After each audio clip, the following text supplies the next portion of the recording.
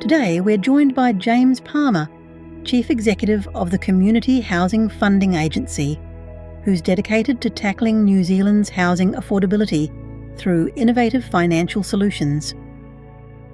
James discusses how the agency leverages funding and finance structures, including KiwiSaver funds, to create impactful housing solutions for thousands of Kiwis in need. He also shares international insights and the promising future of collective community housing efforts. More information about this episode can be found in the episode notes, and don't forget to subscribe to the Char Hub podcast.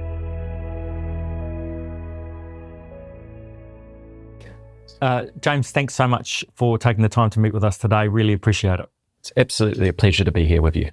James, you've been leading the team at Community Finance for quite some time now. 6 years. Yeah, and you recently, as of last year, set up the Community Housing Funding Agency, let's call it CHFA for the purposes of this interview.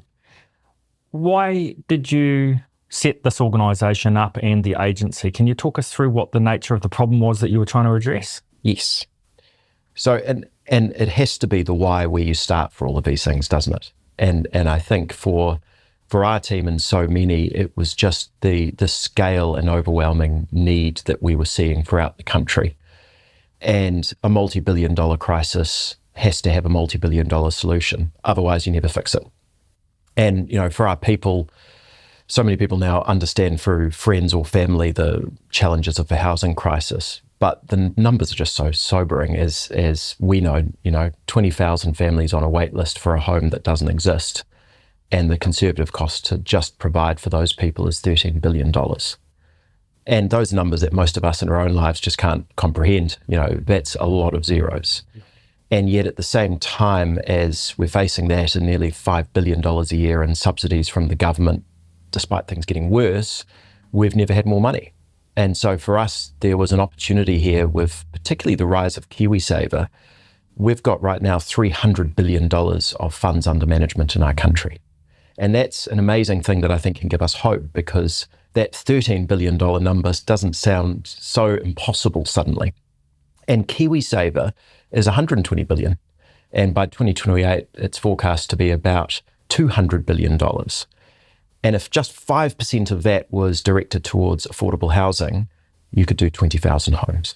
So talk me through, just at a really high level, for people who are maybe not familiar with these structures or the way the agency works, just what's the flow of money? How does it work, and how does it get to the community housing providers who are delivering the new housing supply, affordable housing supply? So I think if we start with someone who's on a lower income, for them, if we're saying what's affordable and what can they pay, what's ideal, we start off with ideally less than 30% of your pre-tax income is what you spend on your rent. So for someone on an average income in our country of, say, $65,000, they shouldn't be, if they're a single income household, spending more than $375 a week on rent. And yet they might be renting a home for $700 or $800 a week. So that's the funding gap, as they call it in Australia, the gap between what a market rent is, what you need to make ends meet if you're a landlord, and what people can genuinely afford. So in our system, we've got community housing providers, which are really our North Star in how we're wanting to support the delivery of affordable housing. And obviously it's in safe company when you're talking to community housing Aotearoa mentioning that. And so globally, one of the things that we've seen that gives us optimism in this space is that charities, whether they're called a community housing provider or a housing association, are an incredible way to be able to meet the need at scale. So if they can provide a home that's genuinely affordable, what if it was only $375 a week for that household? In New Zealand, how we've funded that gap typically is through the income-related rent subsidy. And that's where the Crown or government pays a community housing provider or kāinga order every week what's been contractually agreed over a 25-year period. And that might be, here's an extra $500 or $600 a week coming to that provider. So that's the subsidy. That's the difference between the market rent and what the family can afford to pay. Absolutely. Right. So income-related rent subsidy, and then a lot of people watching this will also know around the operating supplement as well, which is what you need. So the funding gap's critical because it is the problem here, which is for many, many families, what they earn just hasn't been able to keep up in recent decades with what house prices and rents have become. Yeah, so that's a really helpful explanation at the individual household level. Now at the structural level, at the community housing provider level, can you unpack the finance a little bit in terms of how that works to deliver and run affordable housing? Absolutely. So the main component of each new home we need typically will come from finance. So that might be 60 to 80% of the value of each home. So that's like a household going and getting a bank from the mortgage. Absolutely. A mortgage from the bank, sorry. Yeah. Totally. And so for those of us lucky enough to buy a home, it's the same rules that apply to us. It's just back to the challenge. We need thousands of these. So if we're talking about delivering 1,000 homes or 2,000 homes, inevitably we're now talking about a multi-billion-dollar program. And the bulk of that money needs to come from finance. So when we're looking at what we as taxpayers need to provide as a subsidy to a community housing provider so that they can provide that home to a family and charge a lower rental cost, they provide a big subsidy because of the cost of finance. And it's by far over the 25-year period of a contract, the biggest cost to actually provide that home. And so that was something we identified as being a real failure in our current system in the country. It's the main reason we can scale up, and it's the main cost over 25 years, and yet so many of our charities on the front line were paying more than you would for your own home from a bank. And that's just sort of illogical, and most people in the street would be surprised to hear it. You know, who goes out and borrows together $500 million and instead of getting a discount, pays a premium? And the real tragedy is we as taxpayers have been footing the bill for that inefficiency. So that means we've been spending a lot of money to not get enough homes. So everyone's losing. Could you bring in some international references? What are other jurisdictions doing around the world, and what's the scale of their response to their respective housing affordability crises? Yeah, great question, because it is a global crisis that we've seen. We've been very much behind the eight ball in relation to how we've addressed it. So I guess number one, from a supply and demand, basic economics, New Zealand's got less than 5% affordable housing stock, similar to Australia. So it's no surprise that we're globally right at the top of the rankings for the affordability crisis, and that's not an area we want to win. And if you compare us to a country like the UK or France, they have 17%, and in the Netherlands, 30%. Right. And they've been able to do that, A, because they started doing this with a bit more efficiency and scale earlier. Again, it would have been better for us to start this 30 years ago, not in recent years. But they've also understood that you need both the funding gap and the finance gap to be solved together. And I think that's what's so exciting about where we're at as a country. Yes, we have a crisis, but globally we've been able to look at whether it's Australia that launched Housing Australia the same time we launched community finance. That's now delivered $4.9 billion worth of loans to community housing providers in Australia. And hauntingly, but probably aspirationally for us as well, they estimate they've saved $850 million worth of interest compared to if banks had done that lending to the sector in Australia. You've done a really good job, thank you, of explaining the funding. I just would like to double down on it for our listeners and viewers and readers. Can you just summarise the difference between the funding and the finance? Because I think often they get mixed up. Absolutely. No. And probably people's lives are all the richer when they don't know the difference. So finance might be, so let's say we were buying a home for $1 million and we were borrowing 80% of that. So finance would be delivering $800,000. So that's what finance is. It's money that you don't have right now that you're borrowing so that you'll own that home fully in the future, all things going according to plan. And in that scenario, you'll have a deposit of 20%. So you might have put in $200,000 of your own money, either as an individual, a couple, or a community housing provider. Funding is how you make sure that you can keep your lender happy and keep the lights on, because that is the revenue or income that you need to pay your expenses. So if it's an individual in a public home, as we call state housing nowadays, typically they might be paying something like $100 a week, being 25% of pre-tax income for them. So if the house was, say, a sort of typical house in an urban centre, the government will be providing funding to the community housing provider, maybe of $700 or $800 a week. So it would be $900 worth of revenue coming in $100 from the tenant, $800 from the income-related rent subsidy and operating supplement from the Crown. And then of that, a big chunk of it will be used to pay your lender the interest and principal on your loan. Thank you. Really So hopefully that helps. Yeah, very helpful. Look, it's been an interesting period in terms of particularly the finance of new affordable housing supply. Over the last more than 15 years, Community Housing Aotearoa and others have had a couple of attempts before at setting up the sort of financial intermediary that is the Community Housing Funding Agency. And for various reasons, they didn't manage to get that over the line. Something's shifted with the explicit and direct support of the Minister of Finance and the Minister of Housing. Can you talk us through how that has worked from your perspective as you continue to develop the agency and improve its efficiency in terms of lowering the cost of financing new housing supplies? And absolute credit to the Minister of Housing and Minister of Finance for taking this step. It's a proven path that other countries have been on, but without their leadership and this actually happening, we'd have still been where we've been for decades. So it's a really exciting moment to adopt what's proven. So we need to celebrate that as well, even though it is early days. So big one for us is that, back to that earlier comment of we've got $300 billion worth of funds under management. So the challenge for us as a country is if we're going to deliver billions of dollars worth of new affordable homes through the community housing sector, we need a way to fund that and finance it. And so our role in particular is around being able to finance those charities on the front line that are doing this. And for us, what it's really about is joining the dots and working together in partnership. So having the banks working with us is something, particularly with ANZ, that's been a game changer. Having the government now provide us with a $150 million facility is also a game changer. And you don't want to use that word too often, but it truly is. On top of it, with KiwiSaver providers, we've already got 7 fund managers that are actively buying something called a bond. So we issue, in effect, debt to the wholesale debt capital markets. And what's exciting is, for most of us, if we've got a job, we're lucky enough to be contributing each week to KiwiSaver.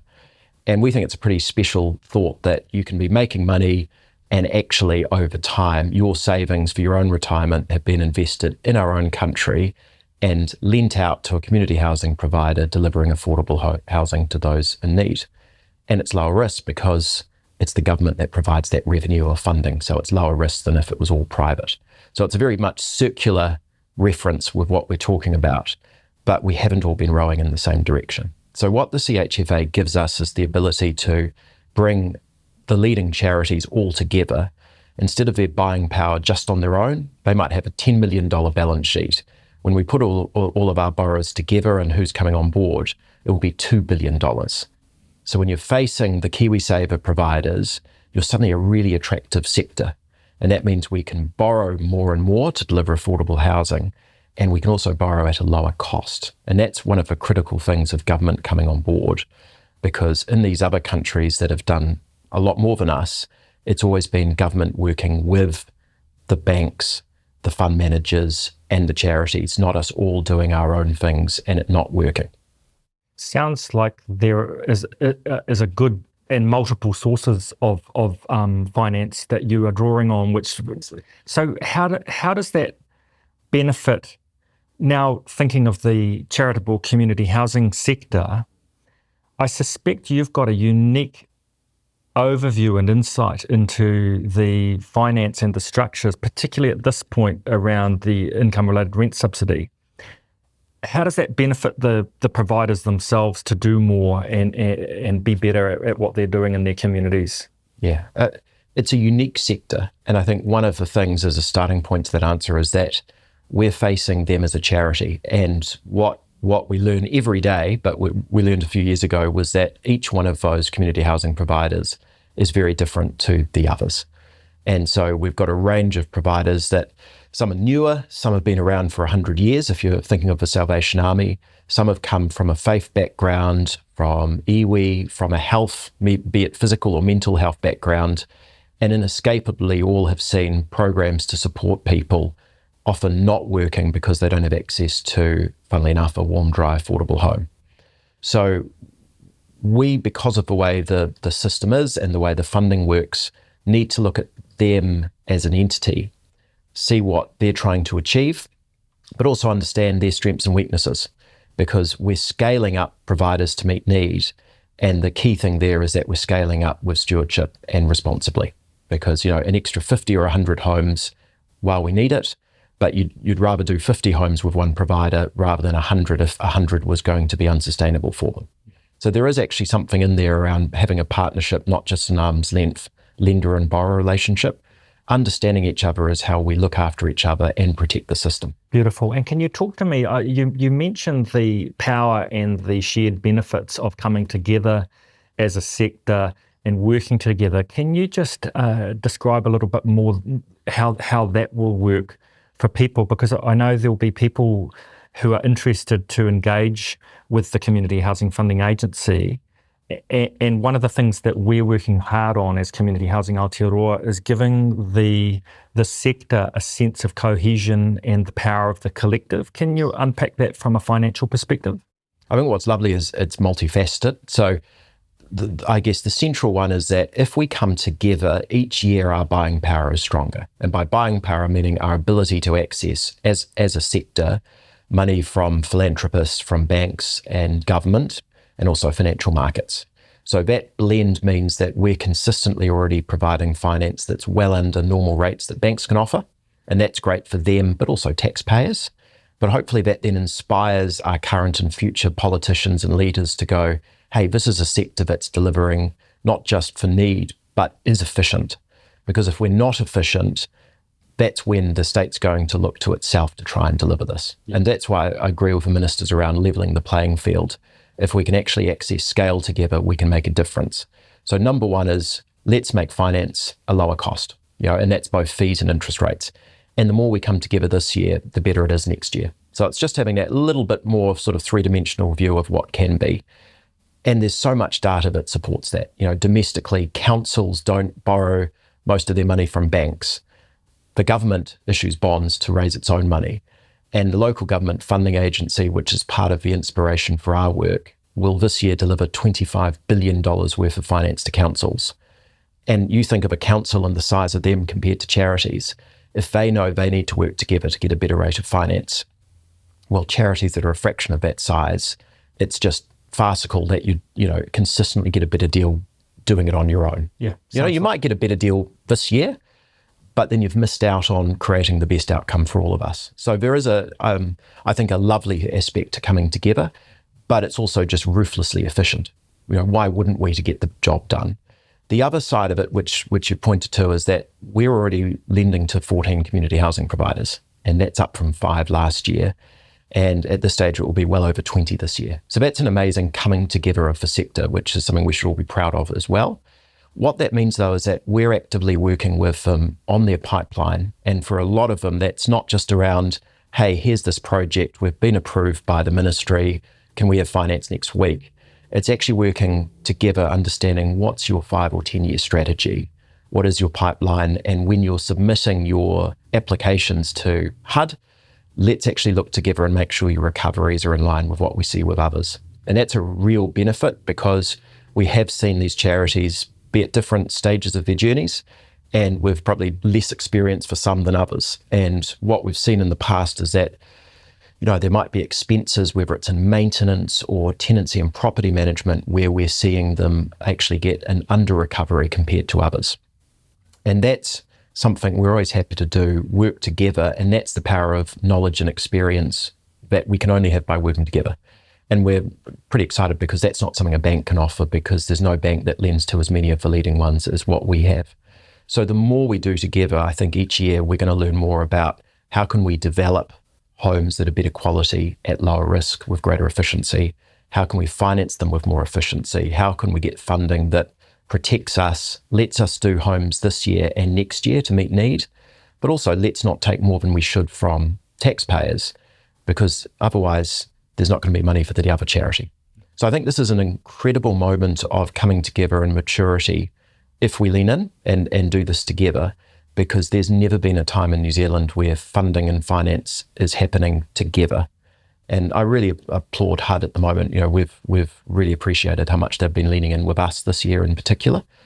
And just some of the conversations we're having in the background, it's exciting to be talking around how can we serve community housing providers better? How can we be, expansive in our thinking? How can we manage risk? Yep. And okay, we're 10 to 30 years behind other countries, but this year is the most change I've ever seen in the sector. Yes. Oh, absolutely, and it's given me great optimism and hope because it was one of the big structural areas where we needed to do some work, and it feels like that suddenly moved in a really helpful way. I'd like to talk briefly about the future and what that looks like as you look to the horizon and try to plot next steps for the Community Housing Funding Agency. And I'd like to reference that particularly within the framework of the announcements that were made at our conference by the Minister of Housing, and then more recently the budget, where some clear signals have been sent that the intention of central government is to devolve more of the decision making to local communities around the mixture of products and subsidies that occur in each geographical location. A good example playing out right now in two of the leading areas are Aotearoa and the Hawke's Bay, where local groups are gathering around tables to decide on the mixture of tenures also. And I understand you're launching with a reasonably narrow focus on IRRS, but from a community housing perspective, we're always keen, if we can, to have a real mixture of affordable rentals, and where it's required, transitional housing and social housing and even progressive home ownership. What are your thoughts about the future and where you might go, having done, I know you've done a lot of research internationally and seen what's happened in other jurisdictions? So I think it's probably more the funding that limits this rather than what the CHFA can provide on finance. So there's a number of providers that we're lending to actively, where it was affordable housing funds, PHO, or other tenure types. And so we're actively doing that with a number of borrowers now. So what's exciting is the IRRS is usually the backbone for how they've been able to scale, but it's not a prerequisite from us. So, our job is to efficiently finance what the government funds. Okay. Because for that sort of intermediate market as well, exactly to your point, there's so much need there. What excites me about the future is that if finance is cheaper, and it already is, although we want to keep working closely with the government to make it lower again, is that with finance being cheaper, a 1% saving on interest rate for say an average home is about $400 a month less interest. So, for someone on a low income, $400 a month actually makes a hell of a difference. In fact, for most of us, $400 a month would be quite nice. That's bigger than the tax cuts, most people got, over the last couple of years. So we're not differentiating for a community housing provider what funding they get. We'll provide the same low rate. So we're offering the same right now, not just next year, interest rates, whether it's a PHO program, different types of affordable rentals, or funded for IRRS.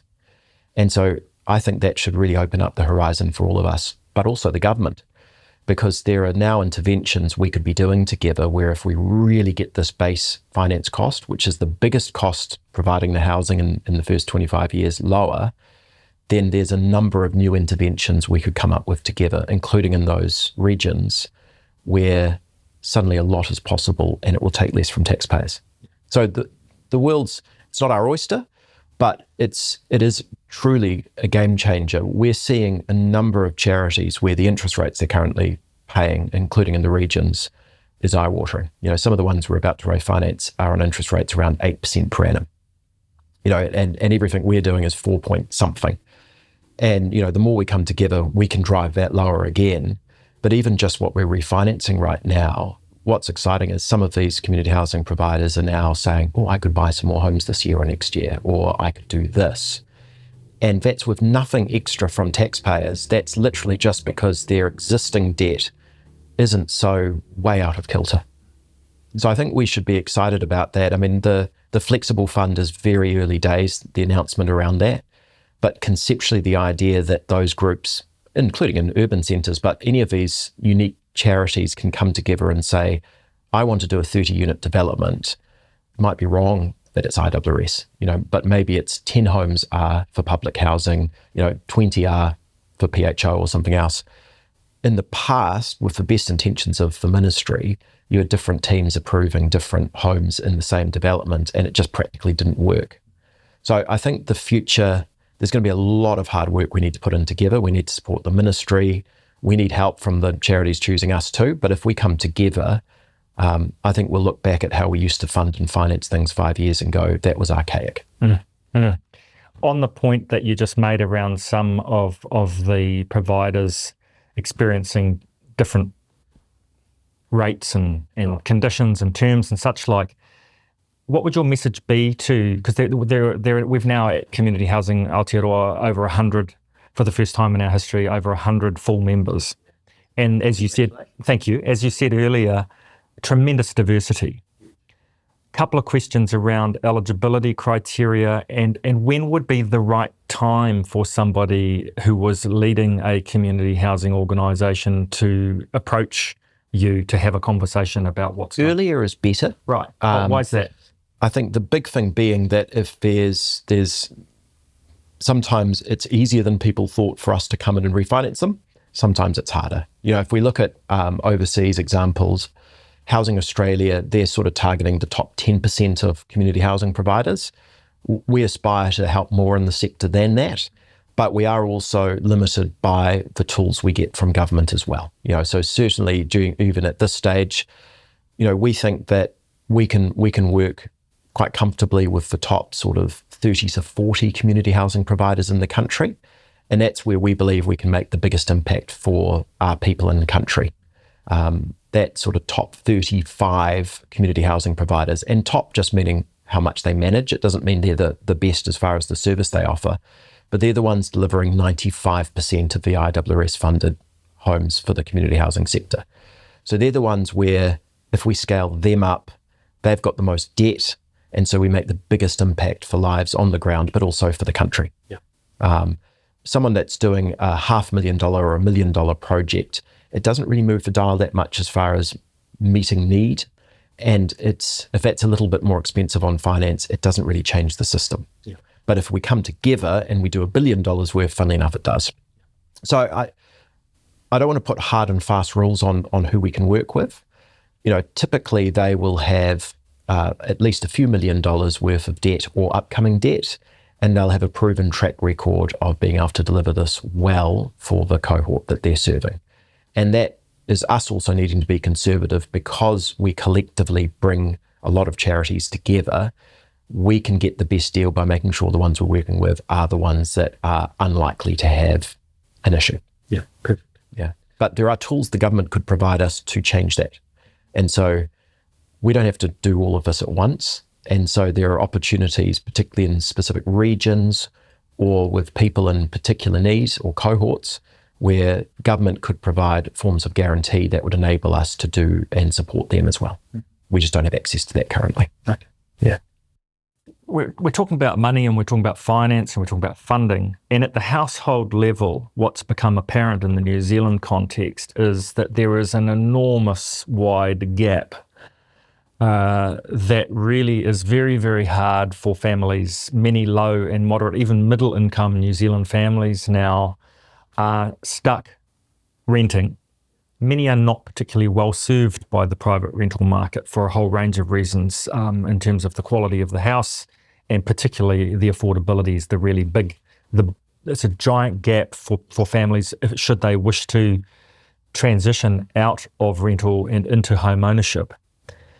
Any thoughts on what you're seeing and hearing in the New Zealand housing system around what might be possible and realistic with where we are at, where our household wealth in New Zealand is extraordinarily skewed in favour of investment in residential property as against other more productive assets? And I suppose in a way it's a question that relates to equity and debt as well, because renters are often paying off someone else's mortgage.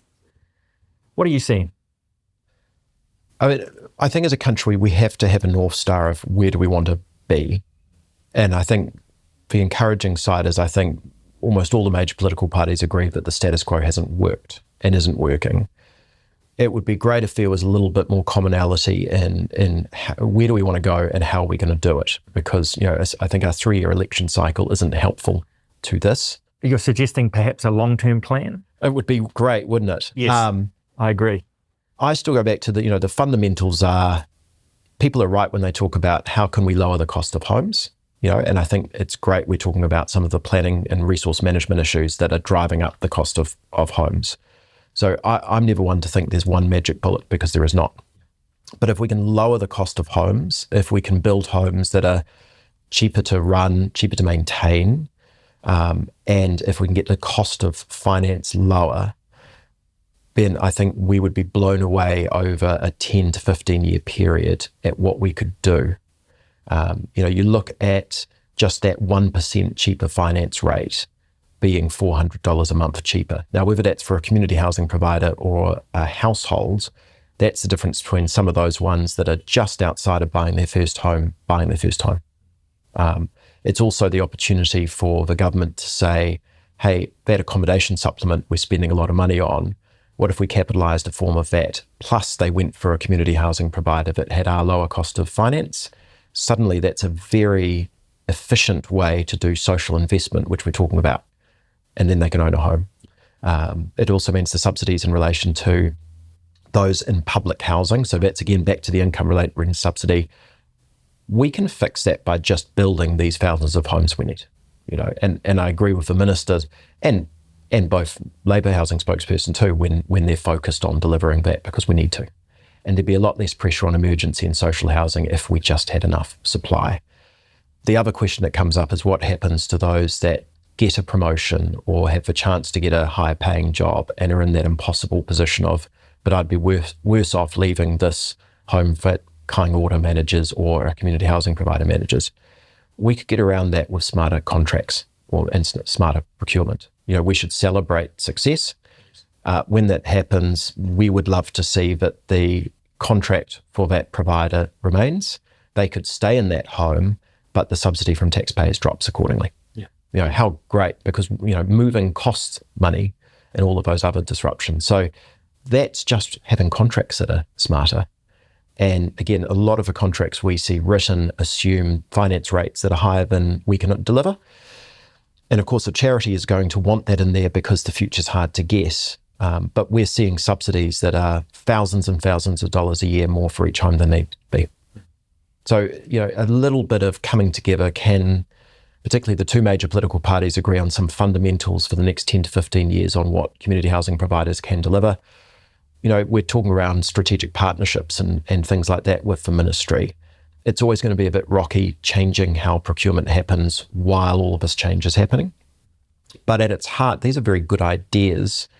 Giving someone a pipeline and some certainty to build far more to meet need actually is something we should be excited about. Yeah. And so I think we need to just roll up our sleeves as a sector, make it work proactively with the politicians, with the ministry. Yep, and local government. Yep. And local government. Yep. We need to change planning rules. And I think we also need a lot more humility to ask for help and to get ideas and IP from each other. Some of the people we're financing are building extraordinarily efficient homes. It's always difficult for me to highlight just one because it's a bit like picking your favourite child. We love the charities we work with. But at our launch for the CHFA last November, it was great having the Minister of Finance there. We literally had dozens of community housing providers present, and we had fund managers that represented 100 billion of funds under management. So quite exciting to have everyone in a room together in one place. But Kate Kenny from Aotearoa Community Housing Trust was there and was showing us, these gorgeous homes, 1 to 4 bedrooms in size, mixed tenure in that sense. Excluding land, $404,000 was the average build cost. And these homes are nicer than the one I live in. We'd see charities do that for $500,000. So, that world where we're professionalising every facet of what we do. We've got better planning rules. Councils are standardised in the way they treat community housing. They are so wildly different right now, and it's costing money. It's not intelligent. We build better. Maybe that's sometimes we spend a little bit more per square metre, but they cost a little less to maintain in 50 years. That would be smart. And last longer. We professionalise long-term maintenance. It's extraordinary if you're in a role like mine, seeing some of the pensioner flats and old Housing New Zealand houses that were left just in a dilapidated state. Yet maintenance was always going to be needed. Yes. But that was proof of the funding gap. Back to that again, when there's not enough revenue because you're not getting a proper recovery, this doesn't work. So I think we have to all bring our best, and we have to give ourselves 10 to 15 years to do this. And it's not, for everyone to be the solution here. It's for those that have the most capability to be fostered and brought up to meet that need. And as a result of that, we can actually, across the housing continuum, deliver every type of program, both past and future ones, far more efficiently. Beautiful. Gives me great optimism. And as we come to a close, I just want to thank you and the team for the years of effort to get to this point. I know it's been hard because we had two quite significant failed attempts in the last 15 years to see a financial intermediary like the Community Housing Funding Agency delivered in New Zealand. We're actually quite optimistic, and I talk quite regularly about the fact that I think we probably have most of the solutions we need already present in the communities around the country, and what we really need to do is work together better, scale and replicate those things that are working really well. And so on behalf of the sector, thank you for the work that you and the team have done. Any final thoughts from you just as we close? And really appreciate your time. I share your optimism. I think every people in the sector would agree that you can in the morning be optimistic and in the afternoon be pessimistic. But I think it's about, just remembering what we can achieve in a year or 5 years is a lot more than we probably give ourselves credit to do. So if we can come together and really deliver this, we should be very optimistic. James, just wanting to dive into some of the more technical financial aspects around the bonds and the way you structure the debt. How does it work with regards to fixed interest or floating interest rates from your perspective when you're working with community providers? Yeah, so great question. So for the community housing providers we're working with, for almost all of them, we have replaced their bank. So in many ways, we're not a registered bank, but we're their lender. So what that means is that they can refinance existing debt with us, and we can provide them finance for their new projects. So that could be they're purchasing from another developer new homes, or it can even mean we're providing them the construction or development finance, and we can lend to them progressively each month as the homes are getting completed. We offer floating rates and we offer fixed rates. So in the background, we've got the money from the Crown, we can work with banks, and we work with the financial markets with a bond program. But that's just what banks do too. They've got term deposits, they issue their own bonds. So we're always open and transparent about how we operate, but we do all of that so that the community housing provider actually doesn't need to. So for them, if we provide a letter of approval or comfort, which they might take to the ministry, and they're wanting to borrow 5 million, or in some cases it might be 100 million, we have access to that money and we will provide it to them as they need, and they can structure it so that some is floating or some is fixed. And one thing in particular that's exciting, the more we come together, is we'll be able to offer fixed interest rates for longer than any of the banks have been able to offer the community housing sector. So as we scale up, it's important we all manage interest rate risk, because the more you borrow should mean the more people in a home, which is good, but it also means you've got more debt to service. So we need to do that in a responsible way as we scale up. So at the moment, we've got fixed interest rates from 1 year to 5 years. But with the growth of how many community housing providers are working with us, could be as soon as next year when we could offer 7 or 10-year fixed interest rates, which is really exciting for the market. Yeah, fantastic, especially when some of those contracts with the ministry are 15 to 25 years. So if you ideally, am I being unrealistic? Ideally, there might be a nirvana in the future at some point where you could match the term of the finance with the contract. I mean, the nice thing is that we can provide the finance for 25 years and longer. So we can provide the certainty of the money that's there. Managing the interest rate risk is both looking at each individual project, but it's also looking at all of your existing debt. So one of the things that we're able to offer with those longer interest rates was we had borrowers where they were fixing in 2020 at under 3% interest rate, and they're just refixing now with us. So they've missed all of those higher interest rates that came in after the COVID spending and drove up those interest rates, and they've avoided all that. So I think that's a really good lesson around, you don't borrow $50 million and have it all floating. Nice to be able to structure that and protect it, especially with the HUD contracts, particularly for the IRRS. They'll typically have a 1 to 3 or 1 to 5 year assumed interest rate for the first 3 to 5 years. So what we've been able to do with a lot of the charities is lock in an interest rate far lower than that assumed rate. And that means that they've got certainty of their expenses, so they know they can deliver those homes, but also crucially deliver the next homes. Yeah, great.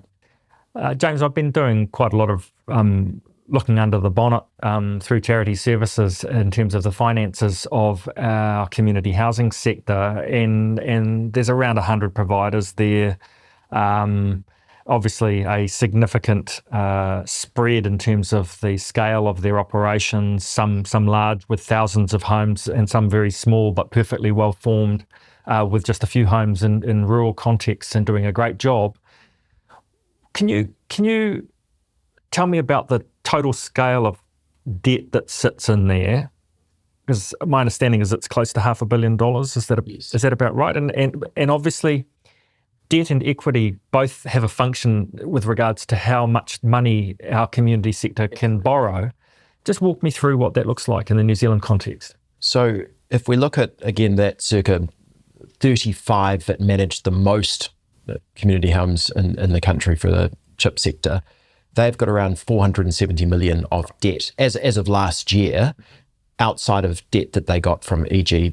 Ministry of Housing and Urban Development. So scale is so just sort of embedded in all of this.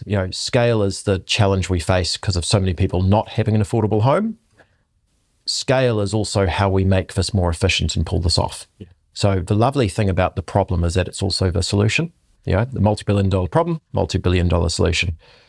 The challenge, though, is that our community housing providers are proportionately much smaller than when we've looked at in other countries.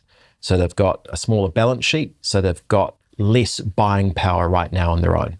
So at a time when we need them to scale, they're subscale, other than a few. And that sucks, but it's also the reality.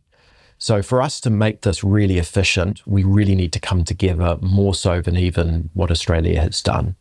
Because if we've got around $500 million worth of debt, the financial markets are going to give us the best pricing for all of us when we're around $1 billion or more. Okay. So it's actually quite nice.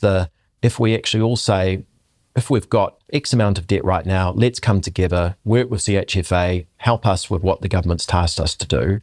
That's meaning that every $5, $10, $20 million extra is building up the attractiveness of the sector.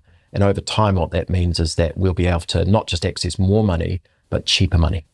So it's actually quite simple. Thank you.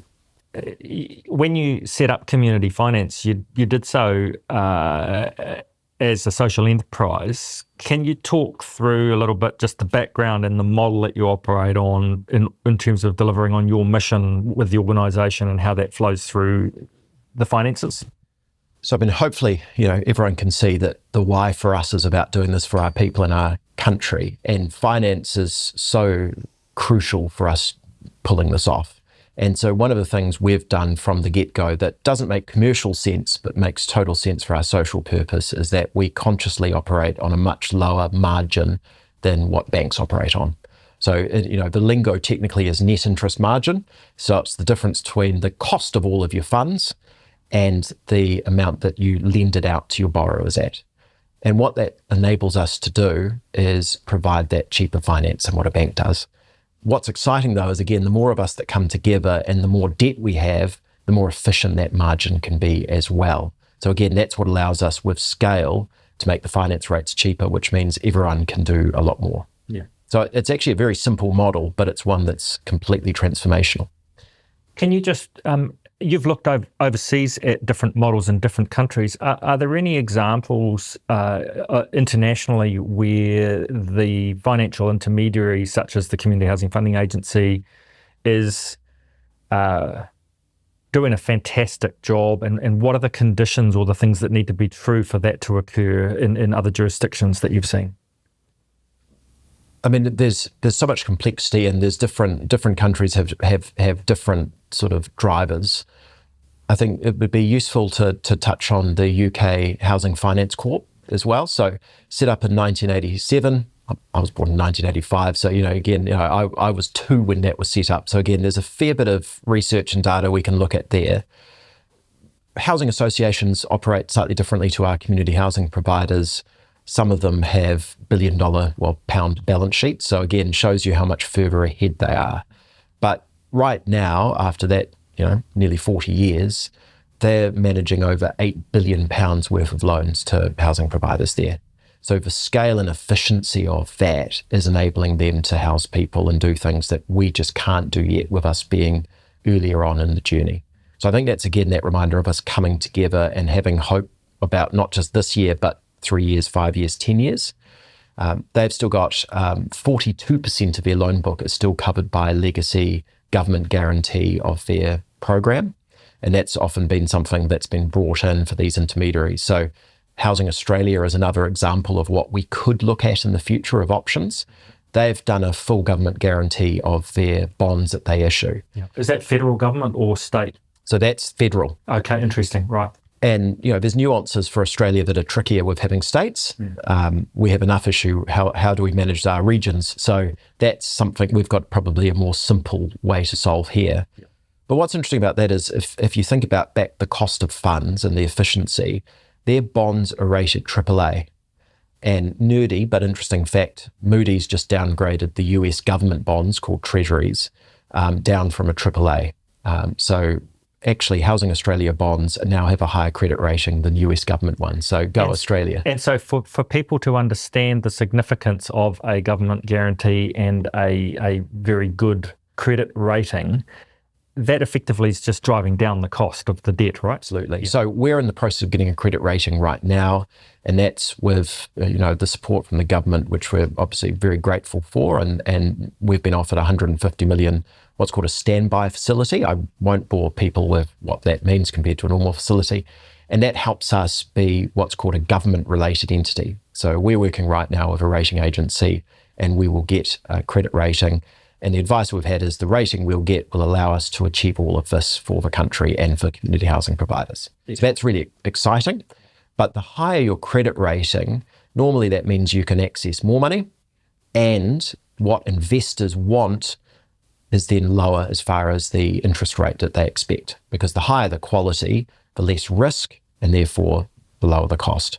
So nirvana for us always is the stronger we can have that credit rating, the more efficient we can be in the middle. That then means that we can keep genuinely making the finance costs lower. And so I think we'll have a discipline to keep working with government and the sector, because it's called basis points, 10 or 20 basis points cheaper, or 100 basis points cheaper, which is 1%. Each one of those makes a hell of a difference for how many people we can help, how many houses we can build, and the cost of it. Excellent. Thank you. That's really helpful having that explained. James, thanks for your time. Really appreciate it. We'd like to thank James and the team at the Community Housing Funding Agency for hosting us and taking the time to share their knowledge and insights. More information about this episode can be found in the episode notes, and don't forget to subscribe to the Char Hub podcast on your favourite podcast provider.